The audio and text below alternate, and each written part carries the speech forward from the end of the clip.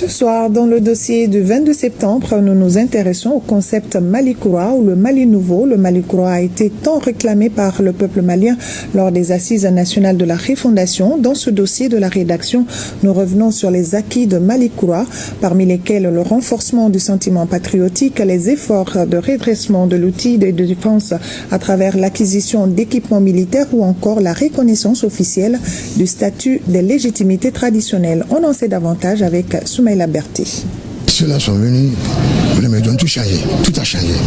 Vraiment, et nous souhaitons que ça continue avec ces jeunes-là. Nous rêvons de ce Mali Kura et nous prions que ce soit une réalité. Le concept Mali Kura, je pense que ça englobe tous ces enseignements qui nous ont été enseignés, toutes ces valeurs qui nous ont été léguées, de tout le temps s'inscrire dans la dynamique de la renaissance.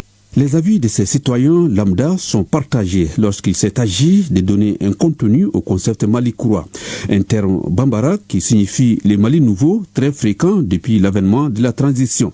Mais de façon unanime, tous conviennent de la nécessité d'opérer un changement, une refondation à tous les segments de la vie de notre société. Le concept Mali Kura, c'est quand même un concept assez structurant et qui se base sur un certain nombre de constats dans le domaine de la gouvernance, dans le domaine économique, dans le domaine politique. Et donc, il s'agit d'une vision de rupture d'avec une forme ancienne de gouvernance et qui souvent se faisait sans l'intérêt supérieur du peuple malien et souvent qui se faisait en marge même des visions stratégiques et des visions structurantes. Le concept Mali Kura a connu son point culminant lors des Assises nationales de la refondation.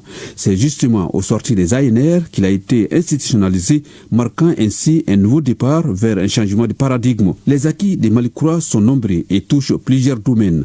Ils sont d'ordre institutionnel, économique, social, culturel, bref, presque aucun secteur de la vie de la nation n'a été occulté. Les efforts qui ont été faits, qui sont visibles, qui sont palpables dans le secteur de la défense et de la sécurité.